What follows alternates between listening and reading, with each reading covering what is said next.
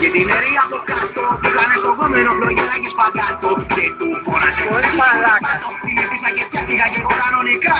Και μετά στο σπίτι με τον Τάσο του σημαντικό μου λέει και να του τον πιάσω. Και εγώ του παράνε πιάσει εκείνος πρώτα. Και άνοιξε η πόρτα και μας έπιασε η μαμά. Βάσο! Εγώ θα παίξω. Όχι, δεν παίζει εδώ. Εγώ θα παίξω.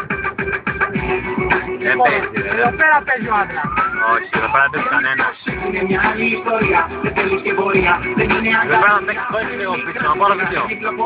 Είναι ακροβασία, δεν θέλει ταραχή. Είναι εκείνο που φοβάσαι να γνωρίσεις. Αλλά δεν θα παίξει καλά. Να τα αντιμετωπίσεις, είναι αυτό που όταν ξέρεις να το ζήσεις. Είναι και ουσία και ουσία στη ζωή. Πιάσε που θυμάμαι την ώνα μου τη φορά βάβω. Κοντά κάθε Πάσχα να μου φέρει τη λαχότα. Δεν μου διάλυσε για μάγκας, θα γίνει την κοιτάγκας, θα γίνει ένας πηγής. Αλλά εγώ το είχα πια αποφασίσει, αν δεν έχει μαλακία της τραδάκι το γαμίσει. Τέλος που να κάτω που θα με συγκλονίσει, θα ταξιδεύω μόνος μου στον κόσμο της ντροπής. Γιατί τόσο είναι μια άλλη ιστορία, μια άλλη μια τρίτη ταλαιπωρία. Θέλει φωτιά,